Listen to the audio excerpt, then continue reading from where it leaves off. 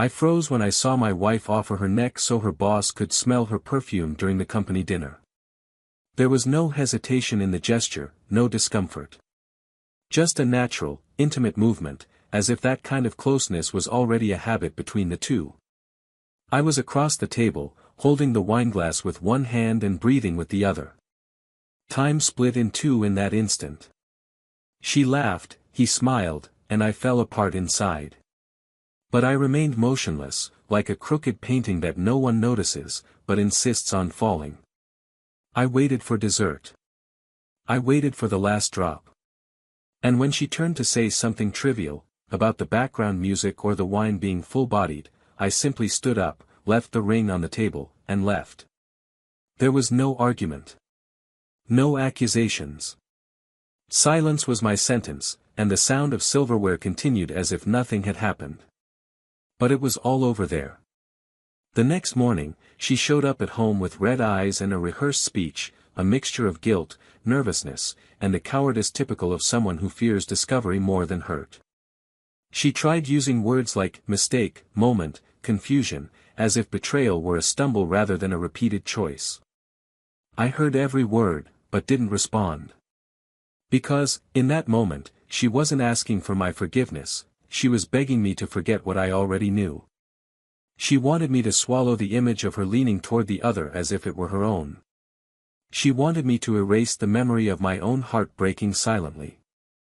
There weren't enough tears to cleanse what I saw, nor any justification to mend the tear she herself had made. In the days that followed, she tried everything. Notes. Messages. Memories. She even used that soft tone of voice she used when she wanted forgiveness for forgetting a special date. But this wasn't forgetfulness. It was abandonment. Betrayal. Cowardice. And even though her world was slowly crumbling, even though I saw the weight of regret in her eyes, something inside me had already died. And when a part of love dies, the rest slowly sickens, until only emptiness remains. She came to me days later to say that her boss didn't want to continue. That, after dinner, he'd disappeared. That she'd understood, then, that she'd been just another distraction in his routine. A disposable fantasy. A pastime. She said this with tears in her eyes, but I could see, what hurt her wasn't the loss of him, but the fact that she'd been replaced before she could. She wasn't crying over the loss of love, she was crying over rejection. She wanted to understand how someone could simply turn away after so much dedication. And I, there in front of her, was the living embodiment of that answer. A few weeks later, she tried to get closer. She texted me saying she still loved me, that she hadn't stopped loving me at any point. That it was all a slip-up, an impulse, a need to feel desired again. As if I'd never looked at her with love. As if I hadn't held her pain on the nights she'd broken down, hadn't made plans, arranged surprises, bought her flowers for no reason, listened to her silences, and forgiven her insecurities one by one. She used love as an excuse to justify her selfishness. And worse, she wanted to use my love as a bridge to forget her own guilt. But time, oh, time, has a cruel way of teaching. While she was trying to pick up the pieces, I met someone. Someone whose eyes didn't hunger for approval. Someone who smiled with their eyes and respected with their gestures. Someone who understood that affection isn't currency, and that fidelity isn't a favor, it's a foundation. And, for the first time in a long time, I breathed a sigh of relief. Not because I was with someone else, but because I was free from the burden of someone who betrayed me. Because sometimes the greatest freedom is to free yourself from doubt. It's to stop wondering where you went wrong, when, why, and to understand that the mistake was never yours, but the choice of those who didn't choose you. The curious thing is that true love doesn't make a sound when it leaves. It just goes. And the only ones who lose it are those who didn't know how to care. She sought me out again months later. She was thinner, quieter, more lost. She was no longer the self-assured woman who bent her neck in public, certain that nothing would be discovered. She was a woman who seemed to have lived 20 years in two. She said she saw me in everything. That she tried to sleep, but her eyes wouldn't close. That she heard my laughter in empty places, that she touched old clothes, trying to remember my scent. And that, above all, she had finally understood what she had lost. And that was when I knew I had won. Because the forgiveness she sought was no longer necessary. I had already forgiven. But forgiveness is not an invitation back. It was just the most elegant way to say goodbye. She wanted to know if I still thought about her. And I considered lying, saying yes, that sometimes the memory came like a breeze. But I was honest. I said yes, I did. But not with longing, with lucidity. Because memory no longer hurts, it only reminds me of what I don't want to repeat. She looked into my eyes and realized the door was closed, not out of anger, but out of self-love. And that hurt more than any scream I could have let out. Time passed. I moved on. I built. I relearned how to truly smile. How to trust. How to love without fear. She moved on too, but carrying ghosts. And perhaps this is the greatest punishment of all, knowing she had everything, and lost it. That she was loved deeply, and threw it away. And that, in the end, the only embrace she still dreams of returning to, now welcomes another love. But what she doesn't know, what no one knows, is that that night at dinner, long before I got up from the table, something even crueler happened. Something she never imagined. Something that would change everything. And that's why this story needs to be told to its end. Because what seemed like mere betrayal hid much more than a flirtation or a scent. It hid silent truths, choices made in the dark, and a twist that not even time will be able to erase. Welcome to the channel. Here, betrayal is not glamorized, nor romanticized, is exposed for what it really is, a selfish choice that destroys homes, trust and entire futures. The stories you will hear are fictional, but the feelings, losses, and lessons are deeply real. Our goal is clear, to show that whoever cheats always loses, even if it takes time. Get ready. What you're about to hear is shocking, intense and unforgettable. Let the story begin. She was the kind of woman who seemed to have been born with a natural light, a glow that didn't ask permission to be present in any place. When she walked into a room, people noticed, but not just because of her appearance, there was something more, a mix of confidence and kindness in the way she smiled, as if she carried within her the calm of someone who had lived long enough to know that everything passes, even the most painful. She had a firm gaze, of someone who knew where she wanted to go, but who still allowed herself to dream of simple things, a dinner prepared together, an unexpected trip on any given weekend, laughter that began for no reason and ended in long hugs on the living room sofa. Her name was Emma, and she wasn't perfect, but she made it seem like being imperfect was part of her charm. He, on the other hand, was silent. He was the kind of man who spoke little and observed a lot. Not out of insecurity, but by choice. He always said the world spoke too loudly and that the true value of things lay in what was left unsaid. He had a discreet sense of humor, the kind that escapes in sideways smiles, in well-timed comments. He worked with numbers, spreadsheets, logic, but his heart was chaotic with emotions. His name was Ethan, and his greatest quality, and perhaps his greatest curse, was loving intensely. Loving with abandon. Loving with the belief that true love is still possible in a distracted world. When they met, it wasn't one of those epic movie encounters. It was simple, almost banal. She arrived late to an emotional management workshop organized by a mutual friend and sat in the only open chair, next to him. During the workshop, she talked more than she should have, laughed out loud during serious moments, and apologized afterward with a genuine smile. He simply replied that he liked people who laughed like her, unashamed of being happy. After that came the coffees, the long audio messages exchanged, the silent walks holding hands as if touch meant more than any conversation. The connection wasn't quick, it was slow, mature, built with small details, with attention and reciprocity. It was as if, finally, two worlds had found the connection they'd long sought. Emma had recently come out of a long-running relationship, full of control and guilt disguised as care.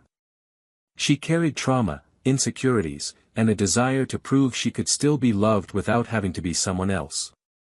Ethan, on the other hand, came from a more stable life, but marked by silent losses, a mother who died too soon, a brother estranged by unresolved conflicts, friendships that dissolved over time. When they decided to live together, it wasn't impulsive. They talked for months, aligned expectations, shared fears.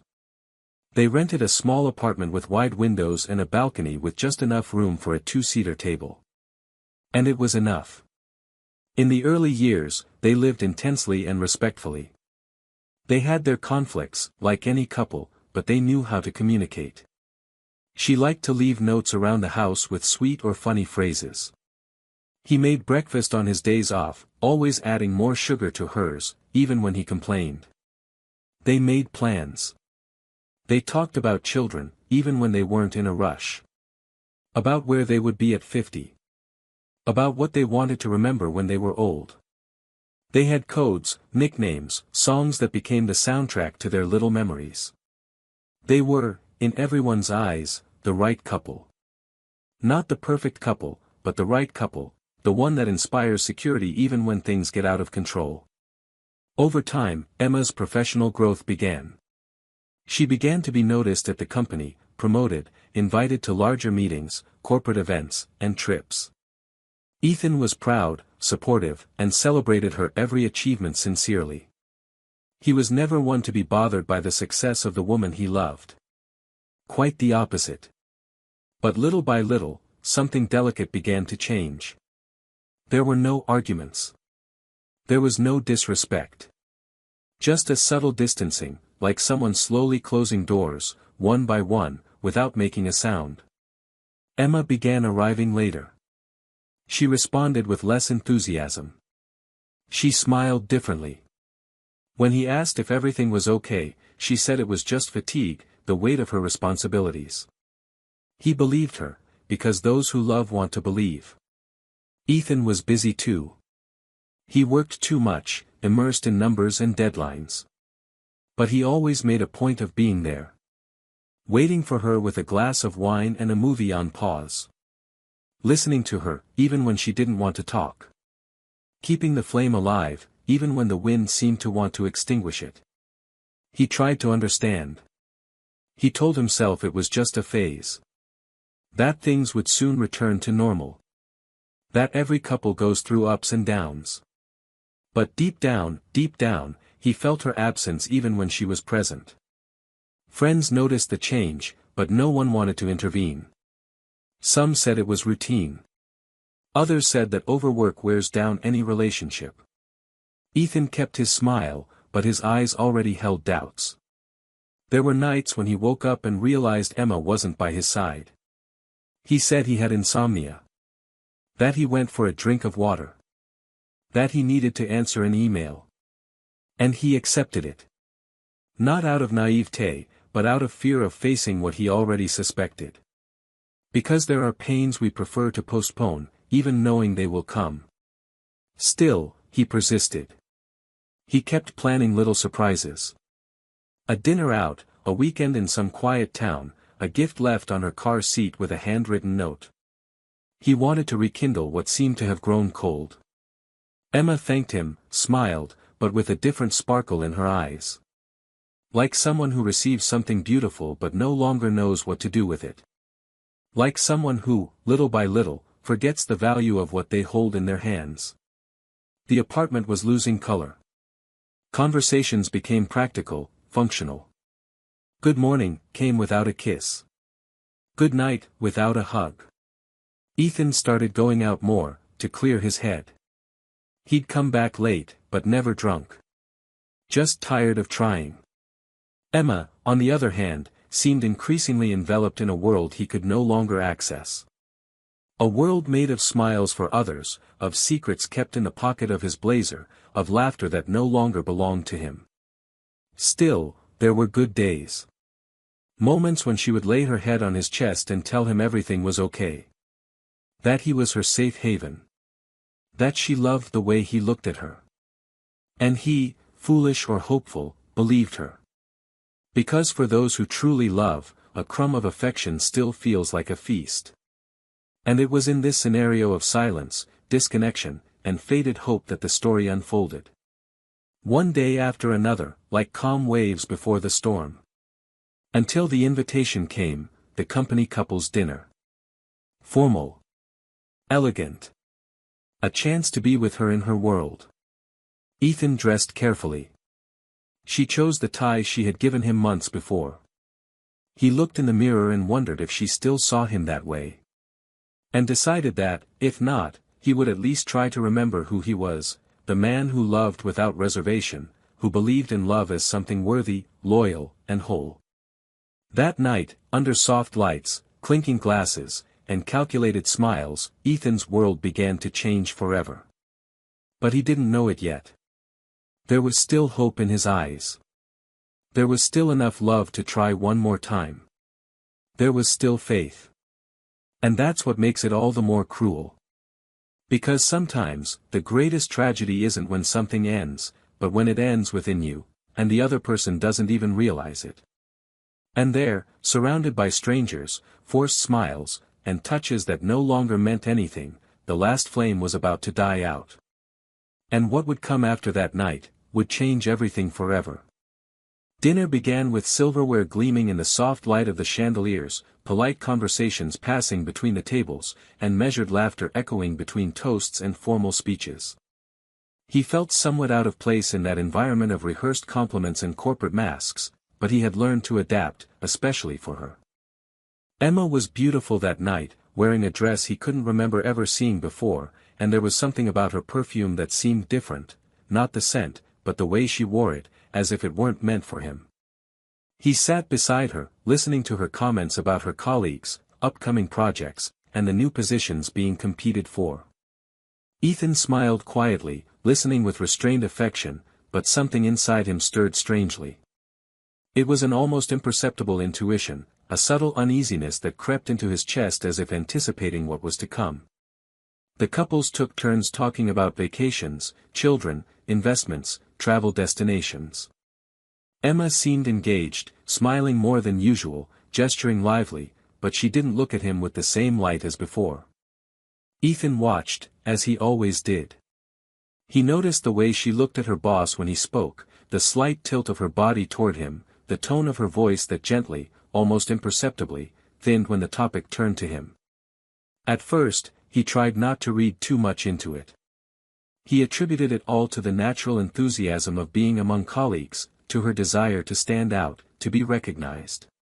But something in that look, that specific glow, was unsettling in a different way. It wasn't admiration, nor was it respect. It was something else. It was a desire disguised as attention.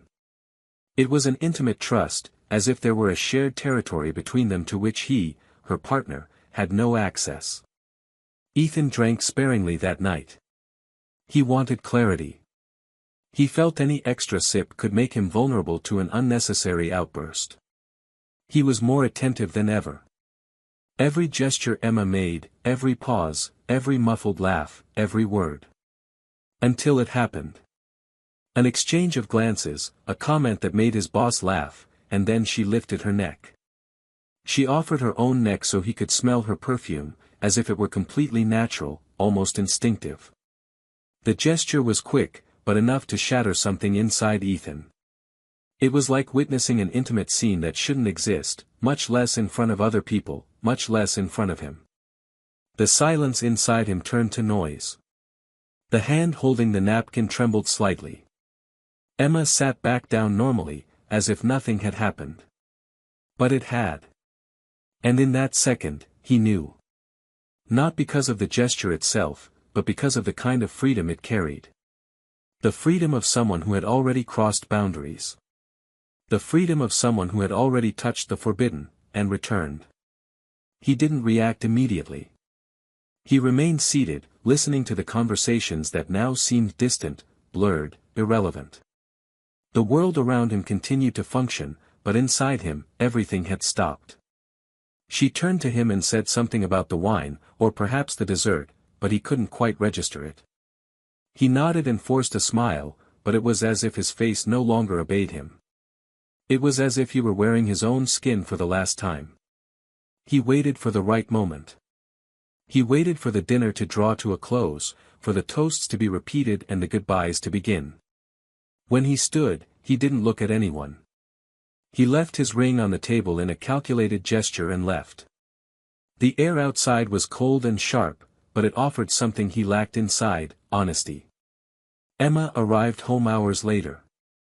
She was pale, distressed, her eyes red and her makeup smeared. She didn't need to say anything. He was on the couch, motionless, staring at the floor. When she asked why he'd left like that, he simply replied that he saw everything. She tried to argue, tried to downplay it, saying it was a silly gesture, an ill-timed joke, a misinterpretation. Ethan stood up, his body so weary he seemed to have aged 20 years in one night. He said the problem wasn't the gesture, but what it revealed. He said only those who have lost their modesty offer their necks. That only those who have forgotten their limits laugh like that. In the days that followed, she persisted. He texted, called, tried to explain himself. But he was already on a different wavelength. He hadn't yet decided what he would do, but he knew what they had was no longer what it once was. The house now felt cold. The memories stuck to the walls no longer brought comfort. Her once sweet notes seemed to echo ironies. Ethan didn't know where the disappointment began and the hurt ended. I only knew he was hurt in a way he didn't know how to heal. What hurt him wasn't just the betrayal, but the knowledge that, for so long, he was the only one still fighting for something that was already broken. Emma changed her tone over time. He stopped trying to justify it and started admitting it. He said he felt invisible, that work gave him a kind of adrenaline rush he no longer felt at home. That he missed being admired, being desired, feeling alive. Ethan listened silently. Because, as painful as the words were, they offered a kind of clarity he hadn't had before. And now that he could see, he could no longer unsee. The silence between them grew. Meals began to take place at different times. Their eyes stopped meeting. Her clothes piled up in closed suitcases, still without a destination. He started going out more. Not out of anger, but for survival. He needed to breathe outside of it all. He found comfort in simple places, a downtown coffee shop, a park bench, short conversations with non-judgmental strangers. For the first time, he began to imagine a life where she was no longer present. And that idea, though still painful, began to seem possible. One night, returning home, he found the lights off. The silence was absolute. On the table, an envelope. Inside, a handwritten letter. Emma said she needed some time, that she would be away for a few days. She said she didn't expect forgiveness, but that she wanted to explain everything when she was ready. He folded the letter carefully and put it in the dresser drawer, along with other memories that no longer hurt as much. He didn't cry. He didn't despair. He just sighed deeply, like someone who understands that love, sometimes, is just another train station, not a final destination. The days passed, and with them, the pain gave way to acceptance. Ethan began to reconnect with himself, to resume old habits, to listen to the songs that once hurt. And it was during this time that he met someone. An unpretentious encounter in a bookstore, a light conversation, shy laughter that grew over time. It was different. There was no rush, no need. Just two paths that crossed respectfully. And for the first time in a long time, Ethan felt peace. Not that confused euphoria, but the tranquility of knowing he could love again, in a different way, at a different pace, with different certainties. It was at that moment, as she was finally beginning to piece together her own story, that Emma returned. Not physically, but in a different form. With longer messages, a more resigned tone, with words that finally seemed to come from a place of sincerity. She said she wanted to tell him the truth. The whole truth. That there was something he needed to know, something she had kept hidden from the beginning, and that now, out of respect for what they had experienced, she needed to tell him. And then, just as he thought he had closed that chapter, a new page opened before him. And what was about to be revealed was so much more than he could have imagined. Emma returned late on a rainy afternoon, her eyes filled with the shadow of months spent away. He didn't ask permission to enter. He simply turned the key he never returned and walked through the door as if he knew he was about to face the last chance he had left. The room was silent. Ethan was there, sitting on the same sofa where she'd left him last time, with the same posture, the same silent gaze, but with a different air, as if, finally, he'd accepted that certain losses aren't disasters, they're deliverances. She sat across from him, without touching him, without even getting too close. The distance between them seemed physical, yes, but it was much more than that. It was the abyss of everything left unsaid, the weight of gestures that hurt more than any words. Emma began slowly. Her voice trembled as if each word were a choice of courage. She said she'd spent the last few months trying to understand what had brought her to that point, trying to justify what she couldn't even forgive. She said she wished everything had been different, but that now, however futile regret might be, she needed to tell what she'd never had the courage to say. Ethan looked at her without interrupting. He simply listened, his arms crossed and his heart pounding. There was no longer any anticipation. Just the disconcerting calm of someone who's learned to survive the truth. She took a deep breath before continuing. She said that all of it, the flirting, the dinner, the involvement with her boss, hadn't started out of nowhere. That, in a way, she had been led, yes, but that deep down she knew she wasn't innocent. She confessed that there had been hidden encounters, that it wasn't a one-off mistake, but a sequence of poor choices, all cloaked in denial. But that wasn't what she had come back to say. Ethan, until that moment, hadn't reacted. He hadn't cried. He hadn't screamed. He hadn't asked questions. Because that, all of it, he had already figured out on his own. He had already pieced together the pieces of the puzzle and fitted each pane into its rightful place. But it was when she stopped for a second, lowered her eyes, and began to cry softly, that he knew, there was more. Something still hidden. Something that went beyond betrayal. Emma looked up, and with a broken voice, said she needed to tell the truth about what happened next. About what came when her boss left. About what she discovered alone, in silence. And then she told him. She said that, weeks after dinner, she tried to reconnect with him. That she persisted in texting, emailing, calling. But he never responded. She didn't understand. Until one day, out of curiosity or desperation, she searched social media for any sign of him. That was when she saw it. He was with another woman. A woman she knew. A woman she had coincidentally crossed paths with at a party years before. She was Ethan's ex-girlfriend. The only ex with whom he still maintained discreet, respectful contact. The one he never held a grudge against. Emma said she didn't understand at first. But the more she investigated, the clearer it became, they were together, and there was a real chance that all of it, the flirting, the interest, the supposed infatuation, had been part of a plan. Ethan finally moved. He frowned, uncomprehending. And she continued. She said that, days after discovering their connection, she received an anonymous email. No subject line. Just an attachment. In it, there were screenshots of conversations. Conversations between the boss and Ethan's ex, conversations about how they would show her what it's like to lose, and about giving her a taste of her own medicine. Emma said that, at first, she thought it was fake. That it was some kind of trick her own mind had set to justify the rejection. But then, days later, the boss himself confirmed it. Without guilt, without remorse. He said he was bored, that she was just a diversion. That the idea had come from Ethan's ex, who wanted revenge. That he knew Emma was insecure, that she needed attention, that she would be easy to manipulate. Ethan clenched his fists but remained silent. Not out of indifference, but because his mind began connecting the dots with brutal speed. He remembered old conversations with his ex, the way they'd ended, the words that had lingered. He remembered how Emma had always feared that woman, though she'd never had a reason to. And now, before him, everything fell into place. The betrayal was real, yes. But there was something even crueler: she'd been used.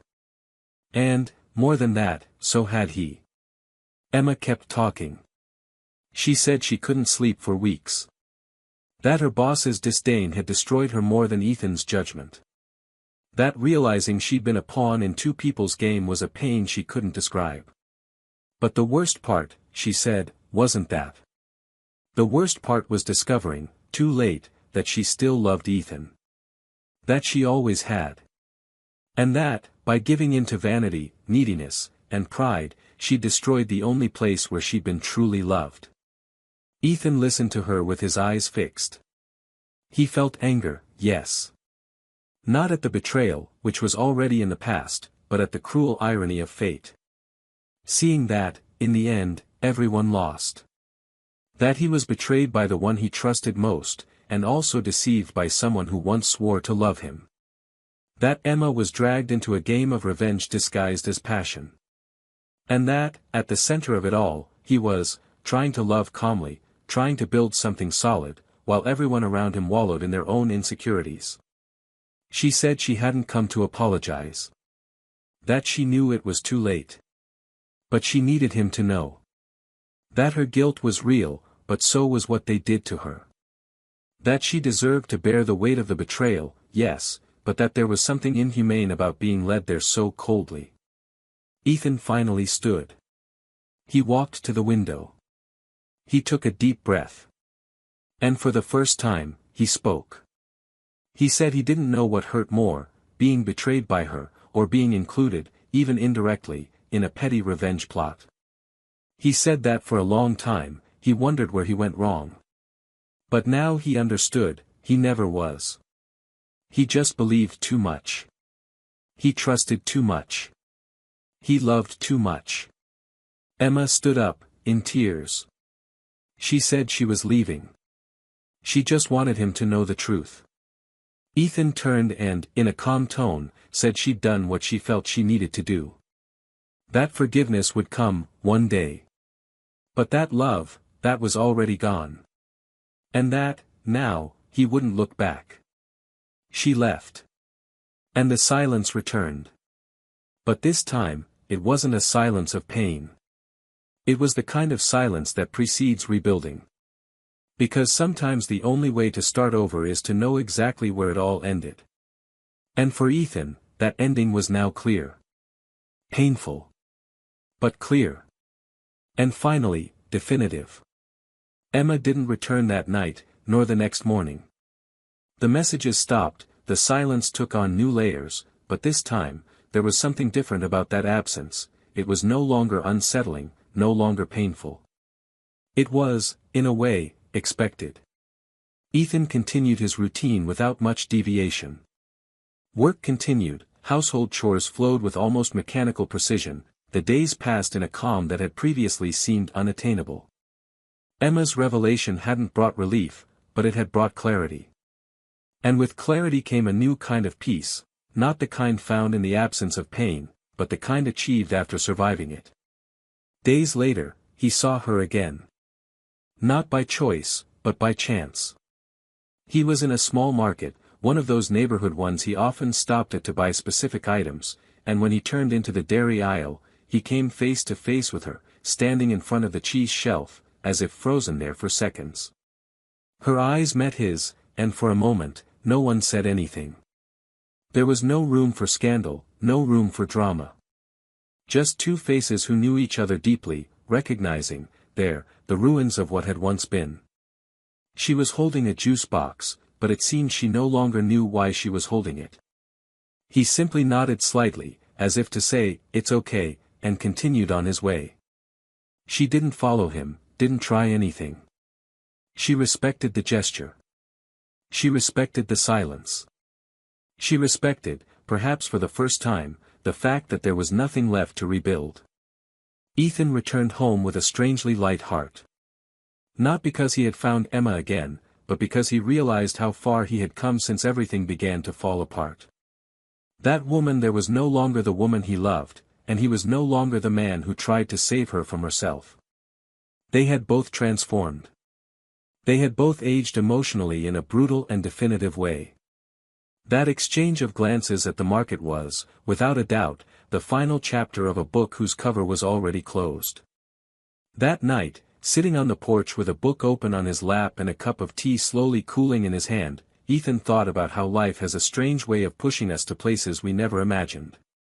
He thought about how, if he had known it all earlier, he might have freaked out. Maybe I would have screamed, broken things, cried until I dehydrated. But now, it was as if everything had fallen into place with cold, mathematical logic. There was no longer any need to understand the whys. He already knew enough. He had seen emotional rock bottom and discovered that, even at the bottom, there was a ladder waiting for him, a ladder built with self-respect, with boundaries, with the harsh acceptance that love, sometimes, isn't enough to stop someone from hurting you.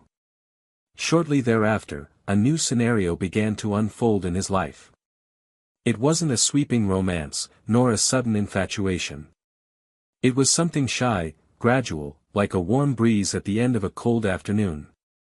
He met Laura at a cafe where he often wrote in his notebook.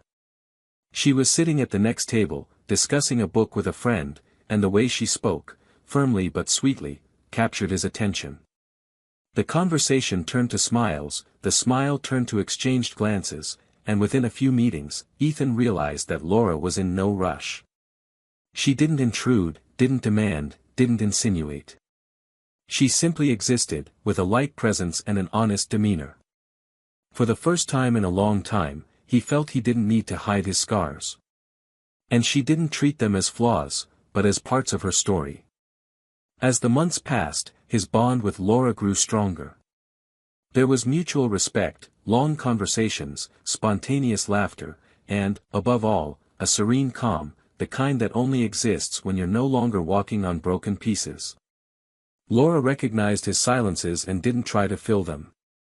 She simply accompanied them. And that, for Ethan, was everything. He began to see himself, little by little, opening up inner spaces he'd previously kept locked away. He began to talk about his fears, about the feeling of being betrayed not only physically, but in the purest trust. He spoke about Emma, not with anger, but with a mature sincerity that Laura knew how to listen to without interrupting, without judging, without competing. One night, as they walked together down a quiet street, Laura held his hand tighter and told him she admired his courage. That it wasn't easy to love after being hurt, much less to allow yourself to be loved again. Ethan smiled, that small smile he saved for moments of truth. And I knew, then and there, that he was ready to truly start over. But the universe, always willing to test certainties, made a point of throwing one last piece onto the board. Months after their reunion at the market, an unexpected message arrived. It was from an old mutual friend, who hadn't spoken to Ethan since the days when he and Emma were the group's inseparable couple. The message was short, almost devoid of context. It simply said, "Did you see this?" and attached a video link.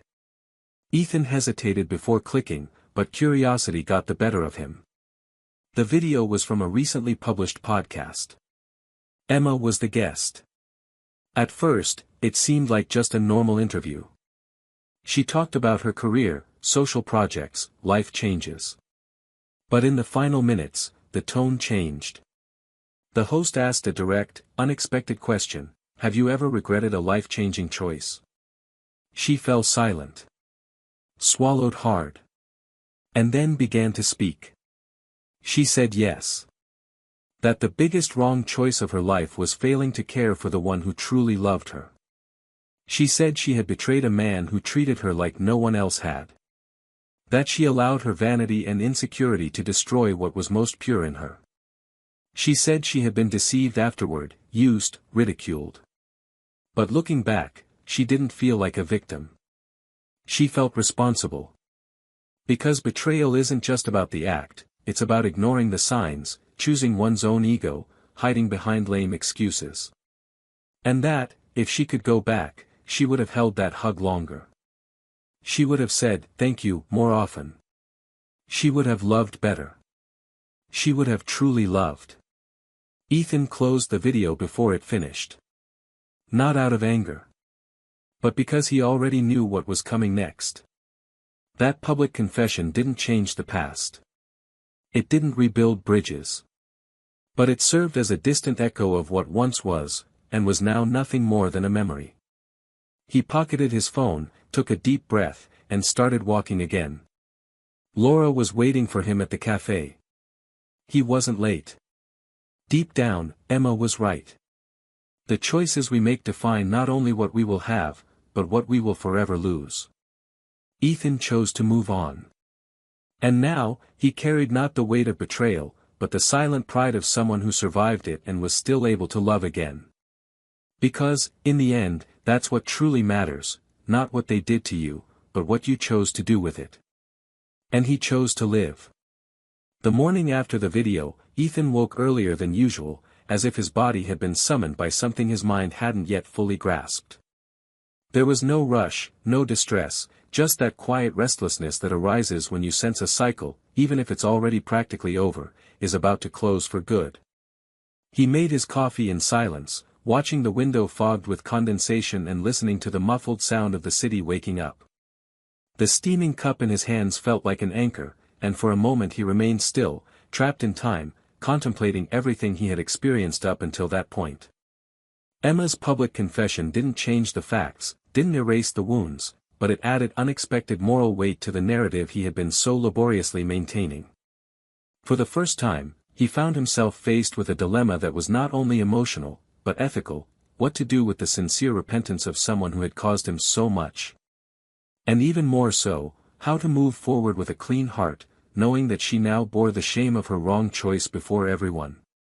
It wasn't about forgiveness anymore. He had already granted himself and her that long ago. The dilemma was deeper, more human. To what extent are we responsible for healing those who have hurt us? To what extent should we repay with empathy what was denied us in our most vulnerable hour? Ethan didn't have the answers, and perhaps never would, but he knew he couldn't simply ignore the weight of what he saw and heard. Even though her voice no longer echoed in his feelings, it still reverberated in his consciousness.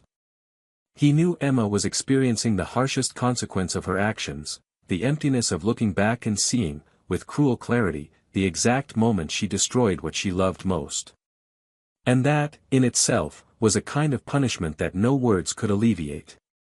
Over the next few days, he tried to distract himself, but that persistent feeling of an unfinished cycle stayed with him. Laura noticed.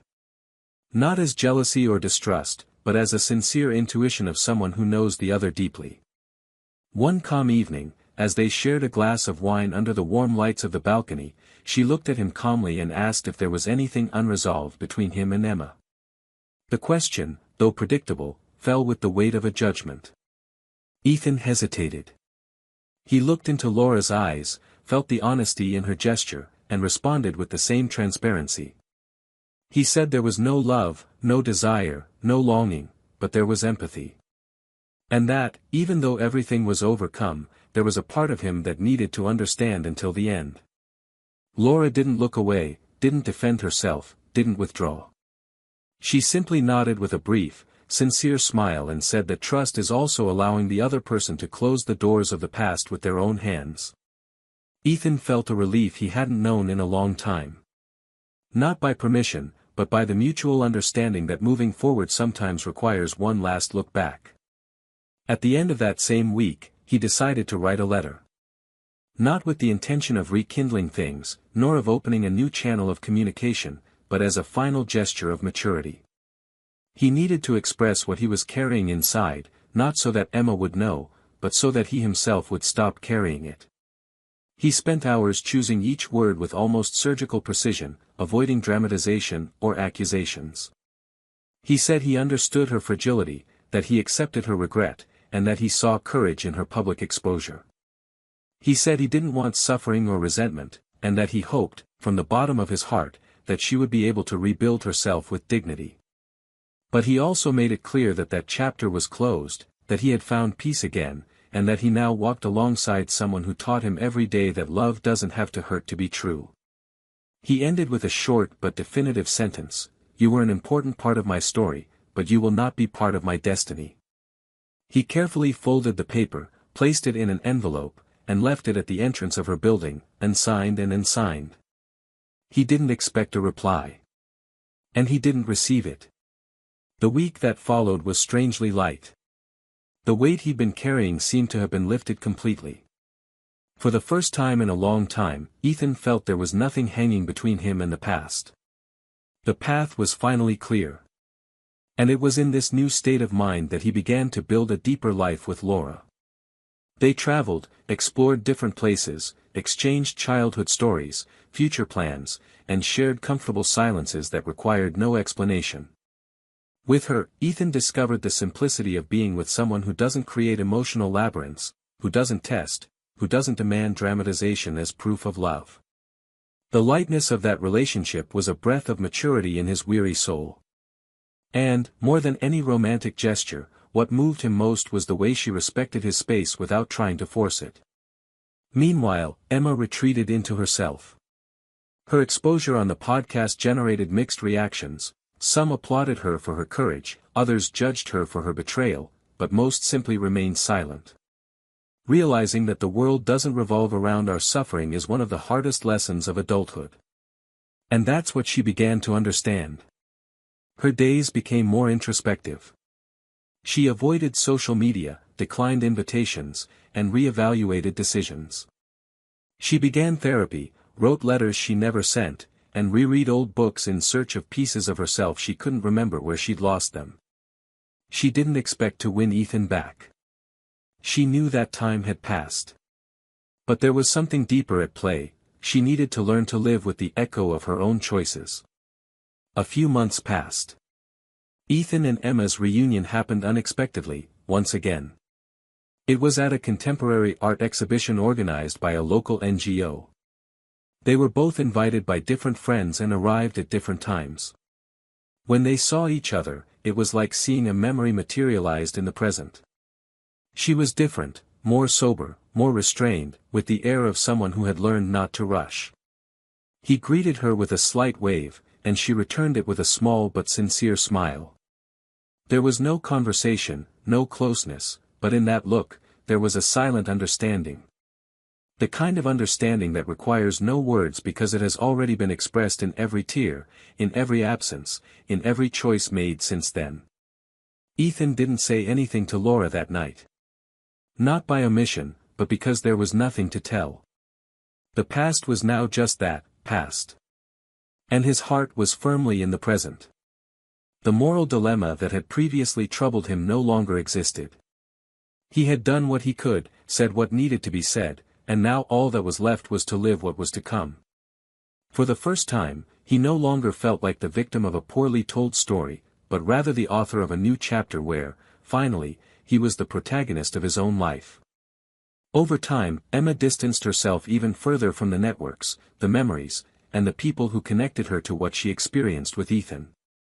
She moved house, began visiting new places, and made friends with people who didn't know her previous self. She began rebuilding a version of herself that wasn't tied to mistakes, but to learning. And even carrying the weight of what she lost, she found a way to move on. Because pain, when well processed, becomes maturity. And maturity, even if it comes late, is the only possible path for those who wish to start over with dignity. Ethan, now fully involved in a new love, began to consider previously dormant possibilities. He talked to Laura about living together, about creating something solid, true, without ghosts lurking in the corners of the house.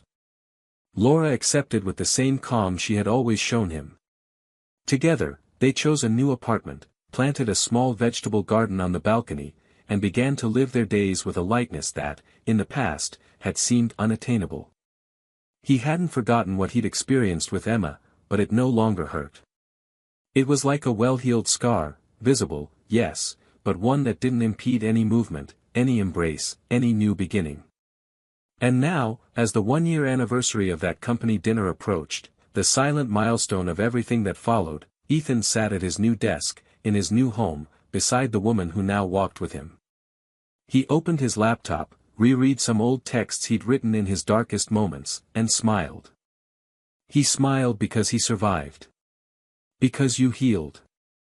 Because, despite everything, I still believed in love. Not the idealized, naive love, but real love, the kind that arises when two people decide not to hurt each other. And without needing to say it out loud, he knew, deep down, that the story was ready to end. But before that, something still needed to happen. Something that would provide the final outcome, that would definitively conclude the cycle. And it was about to happen. It was early autumn when chance decided to bring the three of them together in the same place for the first time. It wasn't planned, it wasn't expected, but there was a strange precision to the moment, as if time had rehearsed that final intersection. It was a Saturday morning, the air was beginning to lose its summer warmth, and the city was enveloped in a soft light that made everything slower, more observant. Ethan and Laura had been invited to a cultural benefit at a newly opened community center, a simple event focused on fundraising and showcasing local artists, a cause they both admired. Emma was there too. Not as an active participant, but as a discreet collaborator, curating a small exhibition room on emotional memories and reconciliation with the past. It was a recent volunteer effort, part of her personal process of rebuilding. Ethan noticed her first. Not because of her obvious presence, but because of the detail in the paintings, which featured quotes about choices, photographs blurred by time, and small, anonymous handwritten notes recounting decisions that changed everything. It was a sensitive, beautiful concept, and it immediately captured his attention. Laura, beside him, commented on the delicacy of the works, smiling with that calmness so characteristic of her, but she noticed his gaze harden slightly. There was no need to ask, she understood. Emma was there, and the air, light as it was, felt heavy for a few seconds. Emma saw them later. And for a moment, she froze. I didn't know if I should leave the room, pretend I hadn't noticed, or face whatever the moment demanded. But there was no escape. Because what had once been a hurricane of emotions was now a low tide. It hurt, yes, but bearably, and part of her understood that perhaps this was the final moment they never had, the one that didn't come with screams, letters, or videos, but with a calm presence and eyes that no longer avoided each other. Ethan didn't move. He continued to stare at an installation of letters suspended in the air by invisible threads. He picked one up. The handwriting was feminine, trembling, as if written in tears. If I could go back, I wouldn't go back to change what I did, but to be someone who didn't have to. He stood there for a few seconds, reading and rereading, and only then did he notice Emma approaching. Laura, with the sensitivity he so admired, discreetly walked away, saying she was going to get something to drink. He left them both there, facing the past that now walked with calm steps. Emma didn't say hello, just stood beside him, looking at the same letter. She took a deep breath before speaking, her voice more restrained, more sober. She said it was one of the first messages received in the project, written by a woman who lost her husband after years of emotional neglect.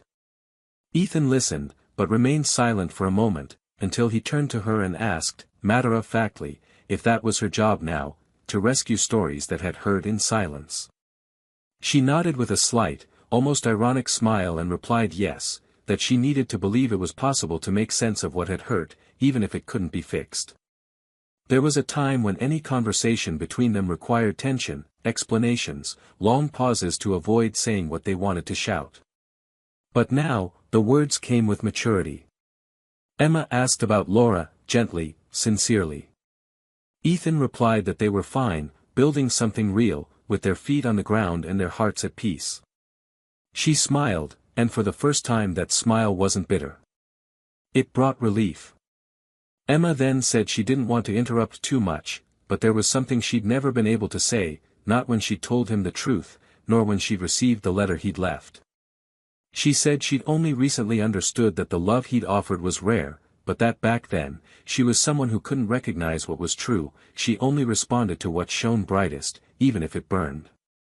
She said she'd always sought to be desired, but never learned how to become someone worthy of staying. Ethan listened with quiet respect. He was no longer the wounded man trying to find logic in unthinkable gestures. He was someone whole, who finally understood that not every mistake is born of malice, some are born of a lack of self-knowledge, and that doesn't lessen the pain, but it makes it easier to move on.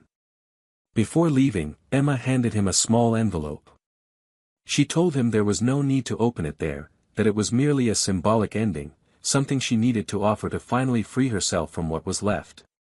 He thanked her, put the envelope in his pocket, and for a second, their eyes met again, as they had in the past, but there was no longing. Only respect. And respect, sometimes, is the most that can remain between two who have loved each other. On the way out, Ethan ran into Laura again in the Spaces cafeteria, and before she could even ask him anything, he smiled and said he was fine. She gently took his hand and replied that she knew. Nothing more was needed. Back at the apartment, with the afternoon fading into night outside, Ethan sat at the table and opened the envelope. Inside was a single photo. It was of the two of them, taken in a park years ago, on an ordinary morning. Emma had written on the back, "Not everything that ends was a lie. But not everything that hurt had to happen." He read it, reread it, put the photo in a keepsake box, and placed it high on the dresser. Not to forget, but to remember from afar. Because now the love that mattered was the present. And the present didn't ask for explanations, didn't demand proof. It simply let itself live. Outside, night fell serenely, and the wind carried the scent of a new beginning. Ethan knew, with the calm of someone who has weathered a storm, that the end is sometimes just the beginning in disguise. And that, in the silence that remains after the final goodbye, lies the chance to finally write a story that doesn't need forgiveness to be whole. Time, with its relentless delicacy, took charge of putting each piece in its place. Life went on, as it always does, without asking permission, without giving clear warnings, simply flowing between the spaces that were once filled with pain. Ethan and Laura moved into a single-story house with wide windows and a kitchen open to the backyard. Mornings began to smell of fresh bread, late afternoons were accompanied by books spread out on the table and conversations about the future spoken in low tones, with the intimacy of someone who no longer needs to prove anything to be loved. It was a silent but complete love, like a song that needs no chorus to be unforgettable. Ethan felt he had finally built a home, not just a place to live, but a space where his soul rested, where traumas had been honored and healed, and where the past was no longer a shadow, but merely a memory that no longer screamed. Emma, on the other hand, faced the reality of her chosen path. After her final encounter with Ethan at that exhibition, she fully immersed herself in her journey of self-discovery. She cut ties with old friendships that kept her trapped in destructive cycles, ended contracts that drained her senseless, and began investing her time in projects of emotional reconstruction through art. It was her way of giving back to the world something she couldn't give to the love she lost. However, there were days when emptiness knocked on her door, and she couldn't ignore it. It was the kind of pain that doesn't ask for permission, it just arrives. I walked down streets where they once held hands, heard songs they once sang in the car on short trips, and all of it came like small, invisible punches. The difference now was that she no longer ran away. She sat with the pain, offered it tea, and told herself she was paying a fair price for not recognizing the value of what she had. The years passed. Ethan received an unexpected invitation to speak at a seminar on relationship ethics and personal growth. The event focused on emotional reconstruction after betrayal and loss. He hesitated, thinking it might not be his place to speak about it publicly, but Laura encouraged him with the gentle firmness she always knew how to use. She said that perhaps someone needed to hear his story so they wouldn't make the same mistakes. Ethan accepted. And it was on that stage, before dozens of attentive faces, that he recounted his journey, not as a lament, but as a testament to the fact that it is possible to survive the most intimate pain without letting it define who you will be later. When he finished, there was no euphoric applause, only silence. And in that silence, he felt something he had never felt before, completeness. After the talk, as he walked to the parking lot, a young woman approached him with tears in her eyes. She said she was about to cheat on her husband, that she was experiencing a suffocating lack, but that upon hearing his story, she realized she needed to seek help, not destruction. Ethan didn't respond immediately. He simply held her hands and said, "Every pain you avoid today, someone will feel in your place tomorrow. Be careful what you do with what you lack." She thanked him and left. So did he. But she took that moment as a symbolic seal that her pain had not been in vain. She had served to protect others from the same ruin. Emma, in turn, wrote a book. Not about the relationship itself, but about choices and losses. A fictional novel, but one laden with personal layers. It was published by a small publisher, without great pretensions, but the story began to gain traction among readers seeking to understand the boundaries between love and ego. During the book launch at a local bookstore, she answered a question many avoided: "Do you still blame yourself for what happened?" She took a deep breath and replied firmly, "No. Guilt paralyzes. I hold myself accountable. And this responsibility accompanies me every day. But it's what keeps me alert to never hurt anyone again the way I did." The audience fell silent. And in that silence, Emma understood that she had done what she could with the pieces that remained. She hadn't rebuilt what she lost, but she had built something else: integrity. Years later, Ethan and Emma's paths never crossed again. Not accidentally. Not by mistake. It was as if the universe, after so much noise, had finally understood that they were ready to move on without any issues, without any ghosts. Ethan married Laura in a low-key ceremony, surrounded by a few friends, with simple and sincere vows. There were no frills, no exaggerations. Just the truth. Emma heard the news through a mutual friend. He smiled when he heard it, but didn't cry. Not because he no longer felt anything, but because he now understood that loving someone can also mean letting them go in peace. One of those ordinary days, Ethan found in an old memory box the oldest note Emma had left him, written in the first months of their relationship. The handwriting was delicate, and the message read, "Thank you for teaching me that love can be light." He put the note back in the box, looked out the window where Laura was watering the plants, and felt a mixture of nostalgia and gratitude in his chest. Life had been generous, even with all the pain. And so, Ethan and Emma's story came to an end. An end that didn't come with reconciliation, but with growth. An end that demands not applause, but respect. Because sometimes, the greatest victory isn't in recovering what was lost, but in rebuilding something new from it. True love doesn't die, it simply changes address.